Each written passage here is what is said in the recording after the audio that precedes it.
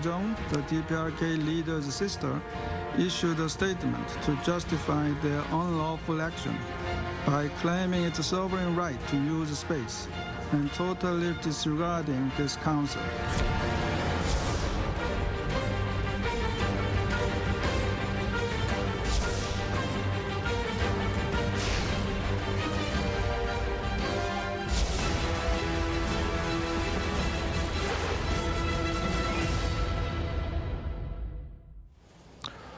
예, 보신 것처럼 북한이 군사 정찰 위성을 쏜 것에 대해서 국제사회가 규탄하자 북한이 반발이 고조되고 있습니다. 네, 관련 내용 양욱 아산정책연구원 연구위원과 함께 자세히 짚어보도록 하겠습니다. 안녕하세요. 안녕하세요. 네, 안녕하십니까. 자, 연구위원님, 지금 북한이 쏜 정찰 위성 그 우주 발사체가 실패를 하지 않았습니까? 예.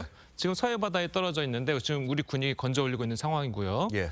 자, 양욱 의원께서는 거기서 뭐 직간접적으로 좀 도움을 주고 있는 것을 저희가 알고 있는데 예. 저 듣기로는 뭐 굉장한 소식이 한 가지 있다고 그러던데요. 뭐 굉장한 소식이라기보다는 이제 지금 계속 작업 현황을 일단 좀 알려드리면요. 예. 75m 수심에 있다라고 얘기한 건 언론에 발표한 것과 거의 같습니다. 예. 같은데 이제 문제는 뭐냐면 지금 가라앉은 물체 한 15m 정도 길이의 물체고요. 예. 이제 이것을 끌어올리는 게 굉장히 지금 고생을 하고 있다는 그렇죠. 말씀 먼저 올리겠습니다. 왜냐하면 이 75m 물 바닥이 그러니까 찰뻘입니다. 우리 뻘인데 굉장히 이제 막 서해니까요. 꾸덕꾸덕한 곳이고 그러다 보니까 이제 얘를 이렇게 양쪽을 집어가지고 올려야 되는데 그 공간을 내기가 되게 어려운 거죠. 네. 그래서 이제 고생을 하고 있는데 일단은 확실한 것은 뭐냐 하면 앞에 위성은 없다. 그러니까 이제 무슨 말씀인가 하니 이렇습니다. 지금 발사체가 보면 되게 앞쪽이 커다랗고 이렇게 그렇죠. 쭉 길게 돼 있지 않습니까?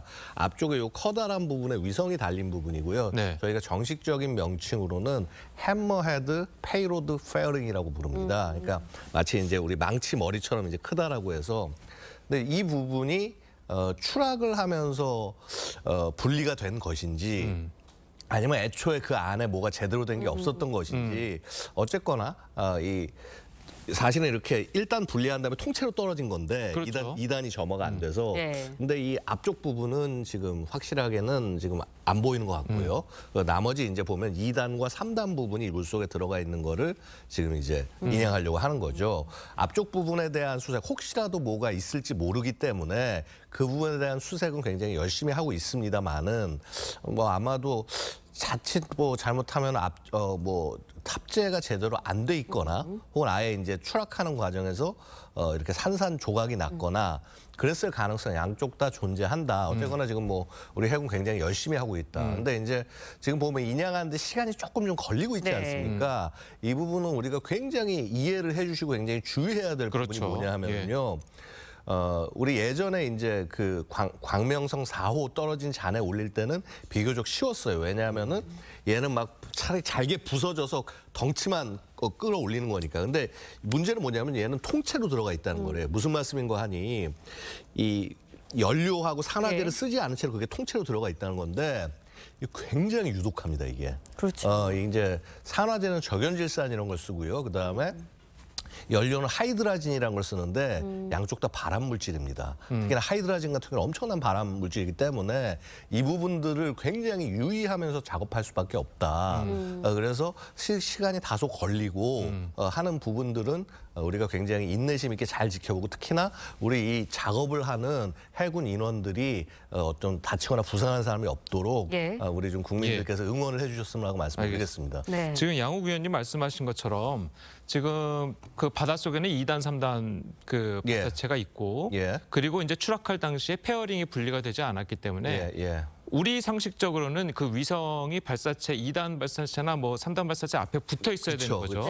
그런데 양욱 의원님이 직간접적으로 이제 전해들은 얘기로는 그 위성이 앞에 없다. 그러니까 2단, 3단 발사체만 이 물속에 있다라고 이제 한 걸 봐서는 혹시나 이 북한이 위성을 쏘겠다고 우주 발사체를 쏘아 올렸는데 정작 앞에 위성은 없었다. 즉 ICBM 이거 시험 발사를 남쪽으로 한 것 아니냐. 자, 이런 그 추론도 가능한 것 아닌가요? 사실은 그런 추론이 거의 가능할 수가 있어요. 이게 어떤 의미에서 그러냐면은요.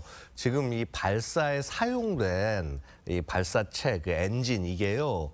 화성 15하고 거의 똑같아요, 구성이. 그러니까 아마 2단이나 3단 구성도 거의 화성 15를 거의 그대로 가져왔을 겁니다. 그래서 그런 면에서 북한이 이걸 실험하려고 했을 가능성이 굉장히 높다. 특히나 이제 이게 되게 좀 어떻게 보면 이상한 것이요. 이런 겁니다. 분명히 저 정도 크기의 우주 발사체라고 하면은 1단의 힘이 좀 더 세야 되는데 1단 추력이 상대적으로 좀 약해 보이는 듯한 모습을 보였거든요. 이게 뭔가 하니 결국은 화성 15를 기본 설계의 틀로 하고 이제 얘를 가지고 변형을 해서 만든 거기 때문에 여기서 나온 데이터는 화성 15의 ICBM 발사 데이터하고 거의 일치해서 볼 필요가 있다는 겁니다. 그래서 앞에 페이로드가 뭐가 있건 없건 간에 뭐 있었을 수도 있어요. 북한 당연히 뭐 날리려고 생각을 했을 테니 페이로드가 설사 있었다고 하더라도 결국 이 시험 발사는 화성 15형의 실제 이제 그 ICBM으로서의 역할, 정상 각도 발사 시의 역할 이런 부분들을 확인하기 위한 접근일 가능성이 상당히 높다는 것이죠. 사실 지금 우리 인양하는 이쪽 지역이요 굉장히 치열한 신경전이 벌어지고 있습니다. 무슨 말씀인가 하니 중국 해군이 둘러싸고 우리 해군 활동을 되게 감시를 하고 있고요. 아마 우리 해군이 한 발만 늦었어도 중국이 거기에 털을 잡고 자기들이 인양을 하겠다라고 했을 겁니다. 그래서 이제 그런 부분에서도 굉장히 좀 치열하게 현장은 치열하다 이렇게 말씀 올리겠습니다. 알겠습니다. 시간이 좀 걸릴 것 같은데 일단은 추락한 북한의 발사체 무사히 인양을 한다면 우리가 얻을 수 있는 정보는 어떤 게 있을까? 실패 원인도 확인이 될 수 있는 지금 건가요? 어쨌든 군 당국이 앞에 위성 발사체는 계속 수색을 하고 있다니까 그 혹시 위성 발사체를 다시 건져 올릴 가능성도 있지 않습니까? 건져 올릴 가능성도 있는데 지금 만약에 이게 페어링에서 완전히 분리가 돼서 떨어지는 과정에서 페어링이 만약에 이제 박살이 나거나 이제 어떤 문제가 생겼다. 그러면은 사실 위성도 거의 뭐라고 그럴까 굉장히 수십, 수백, 수천 조각으로 흩어졌을 가능성이 있어요. 그래서 아예 못 찾을 가능성, 뭐 아까 말씀하신 대로 아예 없었을 가능성도 있고요. 뭐 그건 생각하기 쉽지는 않습니다만은 사실은 찾는 것은 그렇게 쉽지 않을 수 있겠다라고 생각이 됩니다. 근데 하지만 만에 하나 찾아낸다고 한다면 뭐 사실은 뭐 위성 발사가 가능한 많은 정보를 얻을 수가 있고요. 또 이런 게 있어요.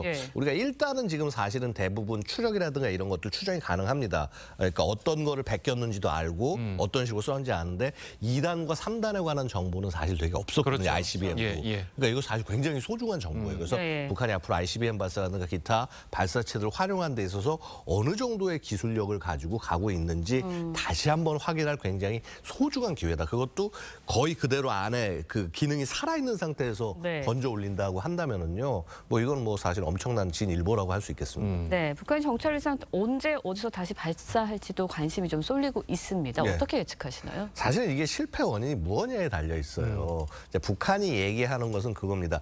2단이 정상 점화하지 않았다. 정상 작동하지 않았다. 그러니까 그 말은 뭐냐면 1단 분리한 다음에 2단이 불 붙여야 되는데 얘가 안 붙어가지고 떨어졌다라고 북한이 얘기하고 있어요. 만약에 이 얘기가 맞는다고 한다면 뭐 상대적으로 재발사가 가능한 기간이 줄어듭니다.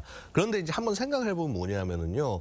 북한이 5월 19일에 위성 우리 완성했어라고 보여주고 난 다음에 5월 한 23일, 24일에 로켓 조립 마치고 이 발사대에 붙였단 말이죠. 그 말은 뭐냐 하면은 이 위성에다가 나머지 로켓체를 조립하는데 일주일도 안 걸렸다는 얘기가 되는 거예요. 이거 너무나 서두른 겁니다. 그러니까 이게 정상적으로 가려면 2, 3주가 걸릴 거를 거의 일주일도 안 돼서 한 4, 5일 만에 끝냈다는 얘기가 되는데 사실 이게 실패 원인이라고 한다면은 북한 더 조심조심해 접근해야 될 거고요. 그다음에 또 제가 한 가지 이제 추정한 건 만약에 이 경우 그러니까 북한이 나름 계산해가지고 쏴 올렸는데 생각해보니까 결국 이게 1단 추진체가 힘이 너무 약해서 이렇게 된 거 아니냐.